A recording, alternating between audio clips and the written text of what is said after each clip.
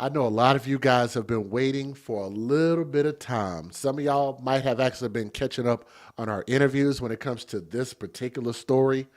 But, ladies and gentlemen, I'm going to tell y'all what. I was recently looking up in the news just trying to find to see if there was any information out there. And guess what I stumbled upon? I stumbled upon a huge update in this story. We actually have some finality in this story. Of course, this is a story that means a lot to me because not only was, this story coming out of Oklahoma, but a lady I actually know was the person that actually got these kids the justice. Actually got these kids the justice. So I know y'all are looking at the screen. Y'all are probably looking at what in the world are y'all looking at? Well, we're going to get into this in just a second, but let me give you a disclaimer so I don't get flagged first, okay? Hold on. Some viewers may find the following content offensive and controversial. The information in this video comes from multiple sources, including court records, official police charges, news web articles, and interviews. This video commentary also contains my personal opinions about the facts of this story. The point is to use this story as a cautionary tale in hopes of preventing tragedies like these to children going forward. Viewer discretion is advised. That is your official disclaimer.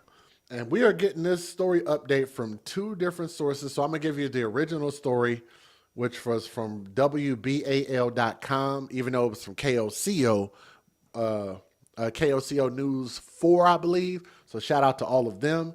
And also I'm getting this update from Facebook from the Oklahoma County District Attorney's Office, so by way of one of their posts. So thank you to all of those entities. Thank you to Doris. So Doris, if you're out there listening, my heart to yours. Thank you very much for what you've done, being just the most stand-up individual for exposing this situation and really, really getting this ball rolling in a positive direction. Now, it was a house of secrets and abuse. So in August, and this is back in December 2023, so August of 2023, Oklahoma City police got a tip that a man, if you can call him that, I don't know if he looks like a man to y'all, but he don't look like a man to me. We're going to talk about that individual here in just a second. Police got a tip that an alleged man had multiple children with his stepdaughter. Let me say that again. This man had multiple children by this woman's little daughter. Her underage, defenseless little daughter. Okay? That report would unravel a family and shake an entire community. So for the first time, and only on KOCO 5, so I got that wrong, not 4, Channel 5, hear from adult children about the life behind closed doors and the hero who would turn him in. The cul-de-sac in southeastern Oklahoma City looks like any other, and it looked like a pretty regular schmegular neighborhood. But inside the yellow house was a man with a secret. One woman by the name of Doris Cole, so shout out to her, you'll see her interview here in a little bit, would unearth the truth. It just took someone to pay attention. And believe it or not, he was telling on himself every single day, but no one listened, Cole said. A family of 11 lived in a yellow house, a mom, a dad, and 9 children who were hidden away from the world. They never left the house, only with him, a neighbor told KOCO 5 back in August. The children had never been to school, never been to a doctor's office, or even a movie theater. All of this was to conceal a secret they never knew was wrong, their dad's relationship with their stepsister. KOCO asked if they knew the younger children were their dad's children too, or their dad's children too. I already knew about, but I didn't know that there was anything wrong with it, according to the 23-year-old who lived in the home.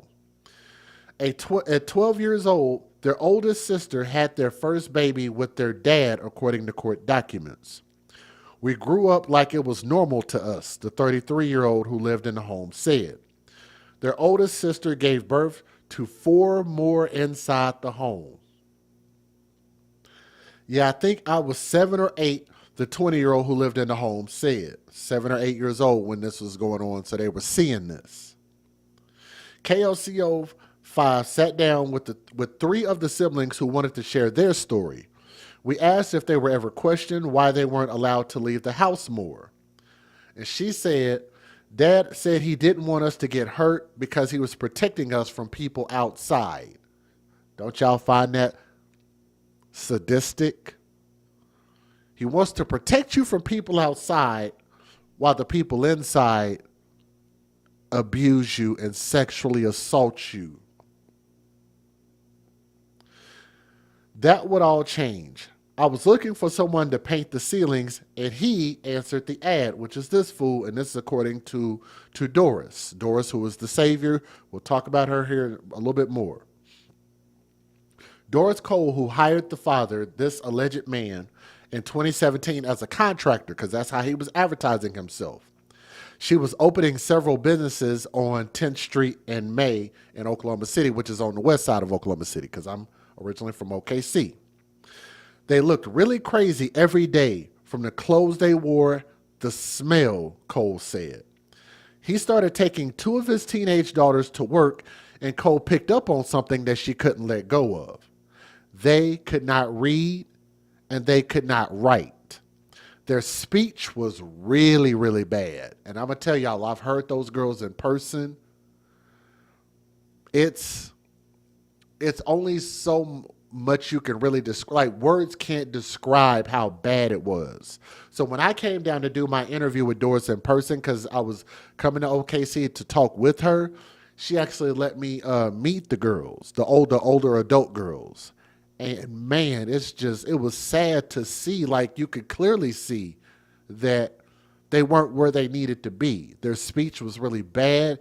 They behaved in really weird ways. You could tell that they didn't have a lot of contact with the outside world. And you just don't know what that does to people. And what that looks like is it's so sad to see. She said, when I first met her, I thought she had an accent, but it was just her bad speech. She would question the family's homeschooling, the father's persistent phone alerts, and the van that was packed full of food and clothing. He tried to homeschool us, and then it went from us trying to not doing, Cole said. It seemed there was something overtly wrong. Every day it was driving me insane because there was nothing I could do about it. It was nothing I could tell the police. However, that changed when she met the stepdaughter. The first time I met her was in the hallway, and I go, man, she looked like she just had a child. She was young, and he was looking at her like in a sexual way. I'll say it like that. I started putting stuff together. Maybe those kids are hers and his. The family became distant, and Cole believed it was because she was asking too many questions. They came back 2 years later looking for work. Now, this time, I said, okay, I'm not letting this guy get away until I figure out what's going on. This time, the father told her the truth. He said, no, this is not my daughter. This is one of the kids. This is my lover, and that's my wife. And she was like, what? After 7 years, Cole had the proof she needed. I seen him kissing her, and I said, you know what? This is it. And she called the police. Detectives began interviewing the family. Worried he would take them and run, Cole let them stay in one of her homes as she worked with the police without the family knowing. So she was trying to keep them at bay and keep them from leaving and running. On September 21st, police surrounded the home, but the dad wasn't there. They asked me if I knew where he was, and I said, well, he said he was at the other house and said that he was coming back. So I called him and said, hey, the police were at the house. He said, did they see the kids? KOCO 5 asked what the feeling was inside the home. I was hurt because my dad took forever to come home, according to the 23-year-old. The adult children were left alone with their secret siblings, waiting for their dad to face up to the crime. I'm amazed and shocked that I'm looking at this entire family that I've never seen before, according to Doris. I've seen bits and pieces, and the condition that the little kids were in, just something she couldn't even imagine. Now, court documents revealed that the children had poor hygiene. They smelled really bad. They had a foul odor. They lacked dental care because, of course, they'd never been to a dentist. And they were sleeping on heavily soiled mattresses on the floor. Investigators said that two of the children were nonverbal. After 3 hours, the dad finally showed up at the home. I stood there on the porch. I didn't get to see his face, but I saw him from the porch, Cole said. That was one of the most satisfying days of my life to watch him get in the police car. Both the mom and the dad were arrested, so here's the difference. At the time, only his face was put out there. That is a face, if you could ever call it that. I want to tell y'all, this Captain Caveman looking ass boy. Tell me he don't look like, I don't know if y'all know who Captain Caveman is. Maybe I'm just the old man in the room. Can I get this up here? There we go. Do y'all remember Captain Caveman? Some of y'all might not be as old as I am. Can I get this to show? Let's see if I can make this bigger on the screen. Don't he look like Captain Caveman?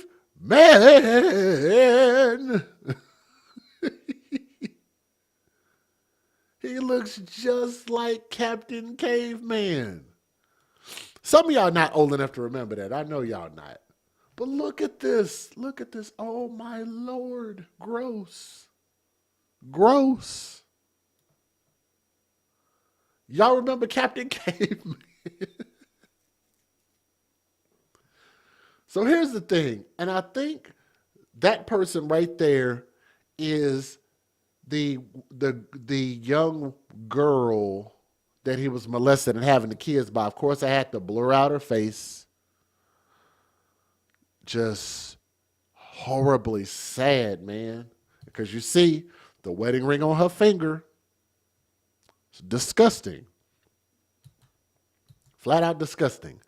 So here is the picture of the mother who made this all possible. And her name is, let me see if I can get her name up here. Her name is Emma Bivens. So Timothy, I think, tried to actually fool people by putting two M's in his name, but I think his name is supposed to have one M, Timothy, instead of Timmothy. But you can commonly find his name with two M's in it. This is Emma Bivens, who is the mother to the girl that she gave up to this man to allow him to create all of these kids and to rape and molest that girl. That is finally her face. And for the 2 years that this story has been out, we have never seen her face until now. And it's not much of a face. She's a horrible ass individual. And guess what? She got in trouble too, and rightfully so. Let me skip the rest of this because I will show y'all that in the interview. So here's the big update that I happened to accidentally come across, and I found it, and I'm glad that I did. So from the Oklahoma County District Attorney's Office, as of January the 30th, on January 29th of 2025, Emma Bivens, who is 60 years old allegedly, which is this individual, pled guilty to the following charges in CF-2023-4526, enabling sexual abuse of a child, count 14, so 12, 13, count 14, enabling sexual abuse of a child, count 15, enabling sexual abuse of a child, count 16, enabling child abuse, count 17, enabling child abuse, count 18, child neglect, 19, 20, 21, and 22, all child neglect. For each count, the court sentenced Emma Bivens to life.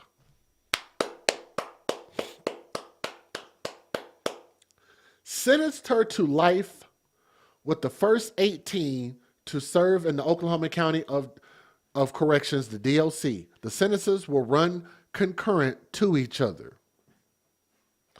Co-defendant Timothy Bivens, 63 years old, which is this nasty fool, pled guilty to counts 1 and 4 through 11 in June of 2024. The count sentenced him to life, with the first 24 years to do in the DOC. Those sentences, are also being served concurrently. That is a huge, huge update in this story. But let me give you guys the fair usage, and I will let you take a look at one of the original news videos, and then we will go into, I'll let y'all watch 2 of my interviews that y'all might have already seen. Here we go. A house of Federal law allows citizens to reproduce, distribute, or exhibit portions of copyrighted motion pictures, videotapes, or video discs under certain circumstances without the authorization of the copyright holder. This is called fair use. It is allowed for purposes of criticism, news reporting, teaching, and parody, which doesn't infringe of copyright under 17 U.S.C. 107. You gotta do me a favor, please click that thumbs up. Share this. As you guys have been doing and sharing this story, please, please hit that thumbs up. Let's take a look at this. Let me get this down. Here we go. A house of secrets and abuse. In August, Oklahoma City police got a tip that a man had multiple children with his stepdaughter. That report would unravel a family and shake an entire community. Thank you for joining us here. I'm Jessica Shamba. I'm Evan Onstadt. Tonight we are hearing for the first time from the adult children on life behind those closed doors, as well as the hero who would turn him in. KOCO's Kylie Thomas has the exclusive story you'll only see on 5. This cul-de-sac in southeastern Oklahoma City looks like any other. But inside this yellow house was a man with a secret. And one woman would unearth the truth. It just took someone paying attention. And believe it or not, he was telling on himself every single day. No one listened. A family of 11 lived here. Mom, dad, and 9 children, hidden away from the world. They never left the house only with him. The children had never been to school, the doctors, or even a movie theater, all to conceal a secret they never knew was wrong. Their dad's relationship with their stepsister. Did you know that the younger kids were your dad's kids too? That I already knew about. I never knew that it was anything wrong with it. We just grew up like if it was normal to us. At 12 years old, their oldest sister had her first baby with their dad, according to court documents.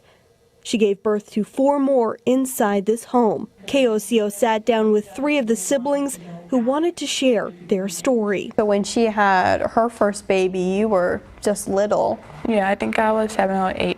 Did you ever question why you guys weren't allowed to leave the house more? Not too much, because Dad always said that he didn't want us to get hurt, or because he protecting us because of the people that are outside. But that would all change. I was looking for someone to paint the ceilings, and he answered the ad. Doris Cole hired the father in 2017 as a contractor. She was opening several businesses at 10th and May. They looked really crazy every day.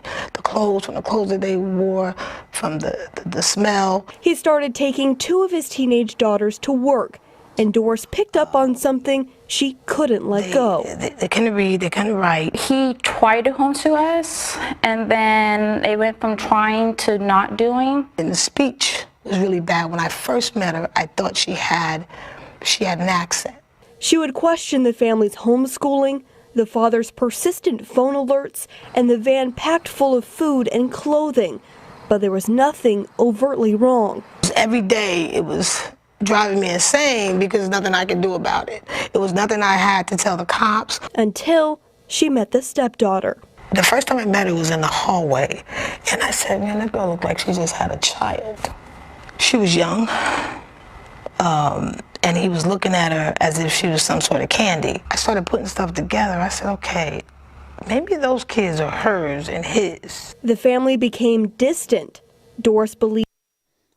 So they're basically just kind of reiterating some of what we've already talked about. So I just kind of wanted y'all to hear that. I will actually go in and I'll put the full version in there when we replay this. But let y'all hear from our interview. So y'all have already heard that story because I'm pretty much it was pretty much verbatim what I've already read. So here we go. Let's take a look at this.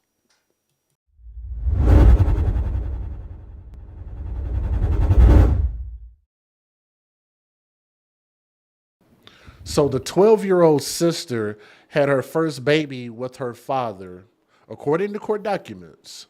Can you delve into the psychological impact on the siblings and how they perceive this as normal?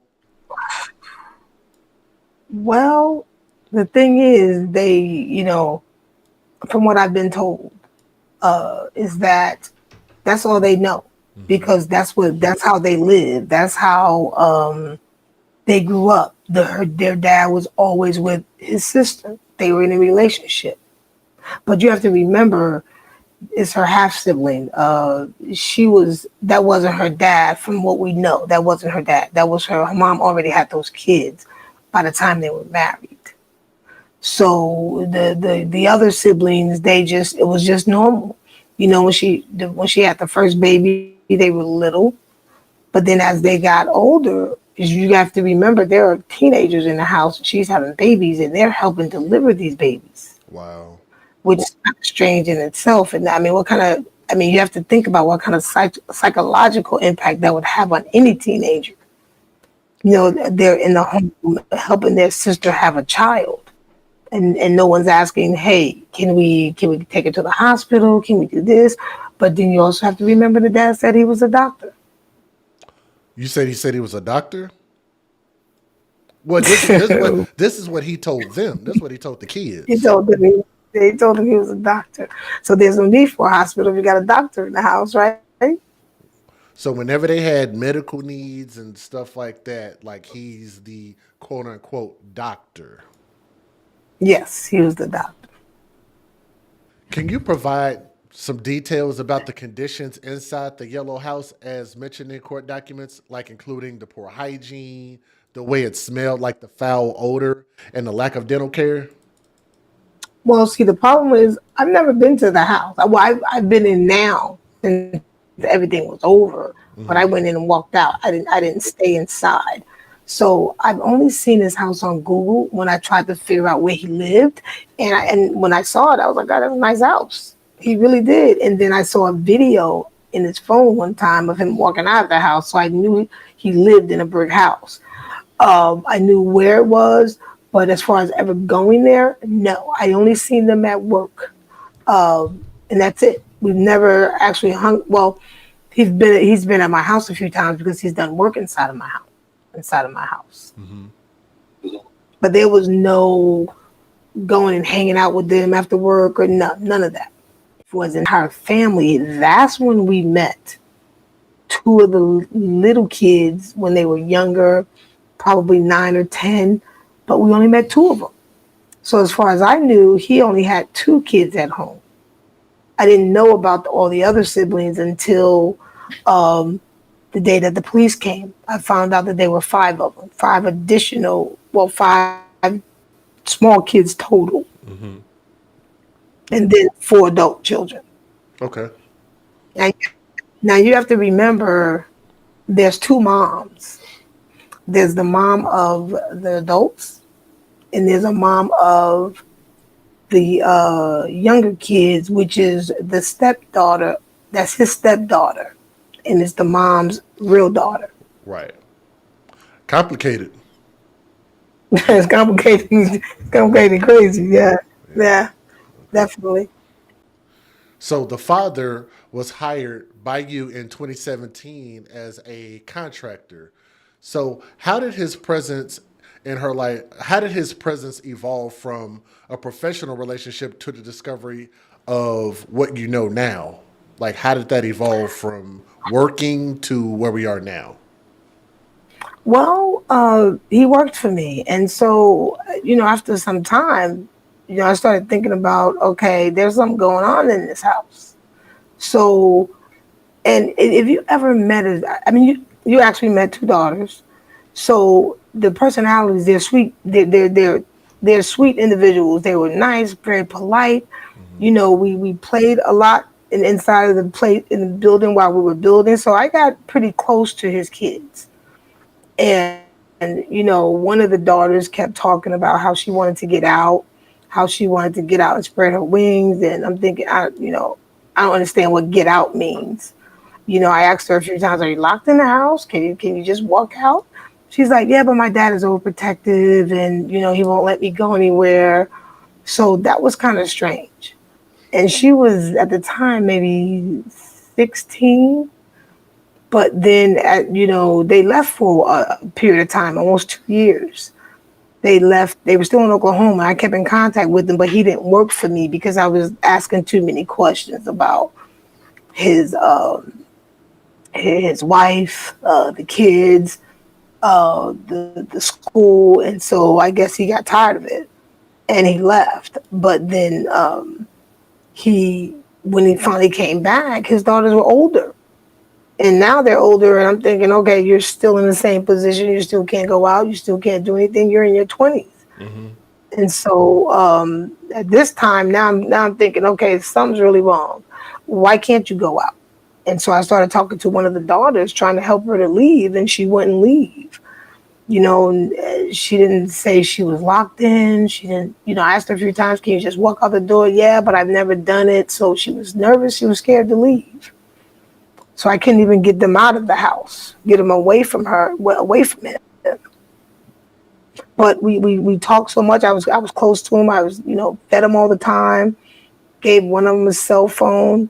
But there was nothing else that I can do because I didn't have anything. I knew something because I did at one point in time bring him into my office and talk to him about the younger kids and asked him if those were his kids.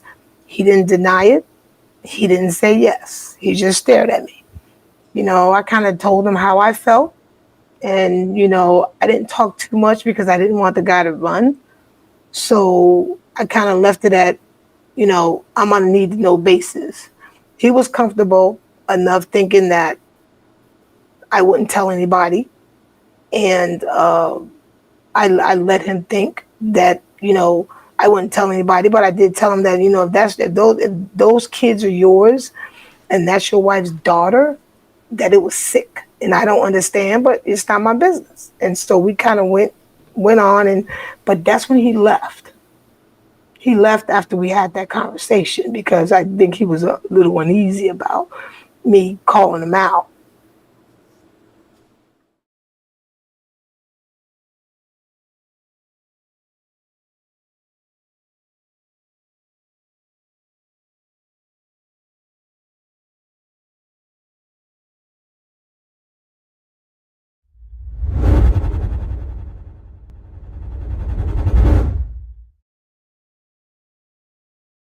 Like there was a time that you said that you witnessed that the father kissed his stepdaughter. Like, can you kind of describe what you thought when you seen this happen, or the moment when you saw this happen? Well, she was already coming in with a bunch of hickeys on her neck that we noticed on a daily basis. She was coming in, neck filled all down her chest with hickeys. So seeing that every day, there was nothing I could do about it. He had already told us that was his second wife. There was no, only other proof I had is what he told me, and then the hickeys. And then, but for him to go outside after talking to him in the building, he dropped off some of his kids. He left and he stood right outside of my window and he started kissing her. And I happened to be standing there thinking, oh, Jesus Christ, this guy's just going to keep throwing this in our face, because he knew I was in my office. He knew probably 100% I was watching him. So finally, I was like, you know what? I'm just going to go ahead and call the police. I'm just going to go ahead and try this again, calling the police. So I just picked up the phone and I called. And while he's standing there just kissing all over her, people driving in and out of the parking lot. Yeah, and then I had my VP ran in the office like, do you see that? And I was like, I see it. There's nothing we could do about it. It's like he just threw it in everybody's face every day. Now, can you describe the emotions and thoughts that you expressed during that moment when this is going on?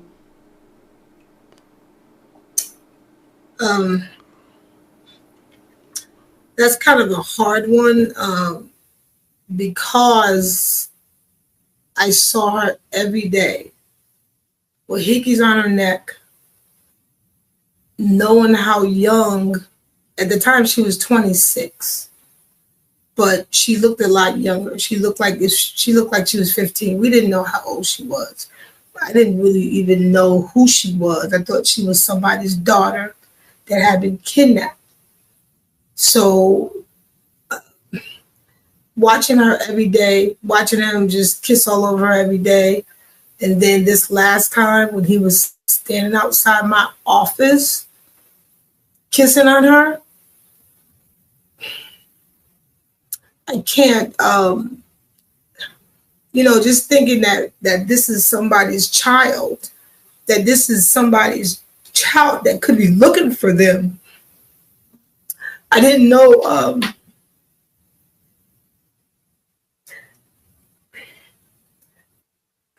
it's hard because this guy was so arrogant, and he was so arrogant, like nobody could touch him, like nobody could do anything to him. Mm-hmm. He was, and anybody that would see, that saw what I saw, that he's standing there just kissing all over this young girl, it was sick and it was heartbreaking. And with me knowing everything that I did know, honestly, I wish I could have shot him in the head. I'm just sorry. It was hard. It was hard. So I just decided to call the police.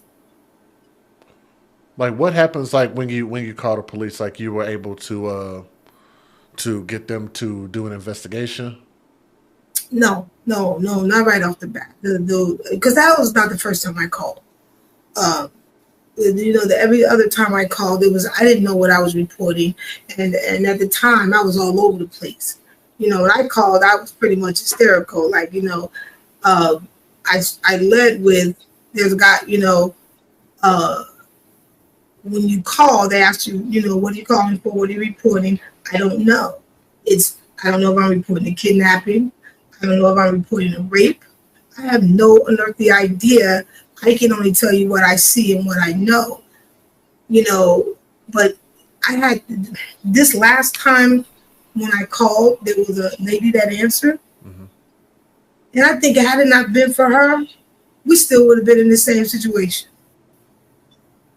I started telling her different scenarios, and then she got upset and she was like, where is he right now? And I told her, I said, he's leaving right now. He's putting the girl in the van. But what color is this van? What's his license plate? She started asking me all these questions. And I said, are you going to send the police right now?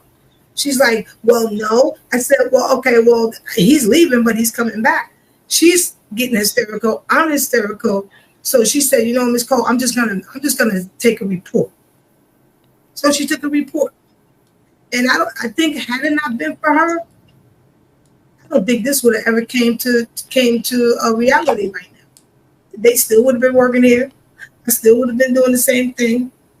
But she made a difference by taking that report the day that I saw him kissing her. Because people ask me all the time, why didn't I report it before? What was I going to report? You call DHS, they're going to come out. They're going to cause them to run just like they were going to do before. So I had no choice but to just watch them on a daily basis. And that's hard. When you see stuff like that going on and you have to deal with it every day, day in, day out, it's kind of hard going home at night, sleeping, knowing that these kids are going through whatever they're going through with this guy. Let me ask you, as far as the adult children, that sounds kind of weird saying adult and then children in the same sentence, but nonetheless, because the situation is so unique, we're going to refer to them as adult children. How did they feel being left alone with their secret siblings? Well, see, when you say alone, it's kind of confusing because they lived in the same house. Uh, they were only left alone with their siblings when they were babysitting, and the rest of them were at work. So one would stay at home, the other ones would be at work. So I can't really answer that because I haven't, for them, it was a normal life. They were at home babysitting their little brothers and sisters. Now, court documents reveal that two of the children were nonverbal. Can you kind of explore the psychological impact of their upbringing on these children? Well, you have to remember they were born at home. No hospital. They were born in a house. So you have no hospital. You have no education. The dad wasn't very educated. The mom. So one of them, when they say nonverbal, he couldn't talk at all. The other ones are pretty much following the same suit. But you can, if you try to talk to them, the oldest one can make sounds and kind of point to what he wanted, but it wasn't very verbal.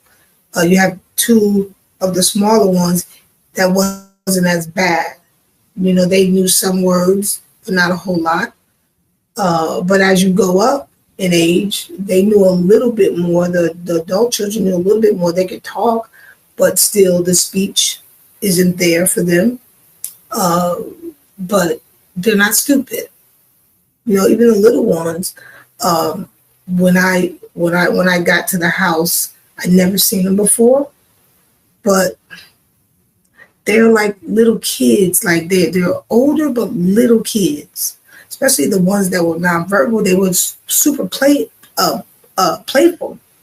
They wanted to play. They wanted to dance. They seemed happy. They just weren't clean. Hair wasn't done. Anything. Hair was kind of like they hadn't been done since they were born or something. It was weird. But if you knew the mom and the dad, you couldn't expect anything less. And then people have to understand there's two moms. There's not one. There's a mom, the older mom, which would be the grandma, and then there's a younger mom, which is the one that has the 5 younger kids. The adult kids actually belong to the mom, the grandmother. Well, the grandmother of the young kids. So I just want to clarify that because people think it's just one set of 9 across the board, but it's not. There's 2 moms involved. Okay. And the mom that's in jail is the grandma of the older kids, not the mother of the 5 kids. She's not in jail. She's a victim. Can you provide graphic details about the forensic investigation findings, like specifically the child's statement about her dad touching her privacy? Which one are you talking about? There's a lot of them. There's not just one. Mm-hmm. Yeah. Which one? Okay. You're talking about in the what the news said. Okay. Yeah. Let's go with that. Okay. So one of the kids, one of the 5 smaller kids, said that the dad would take her to the doctor at nighttime and give her a lollipop when he was done examining her because he was a doctor. He told his kids he was a doctor.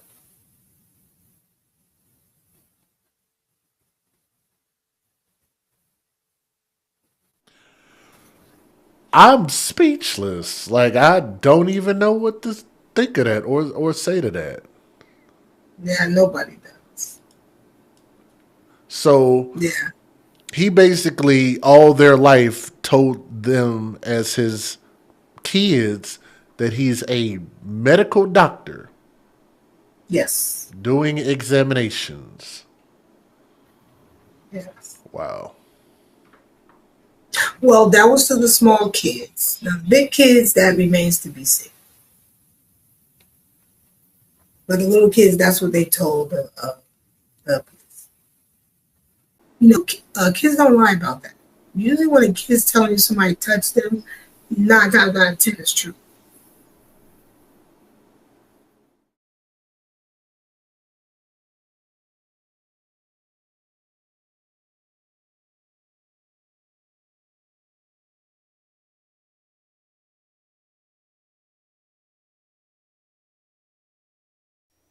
All right, man. I'd be interested to know what you guys think about this. If again, and I know people have asked in the comment section about how do you donate to her. We need to get a GoFundMe together and this and that.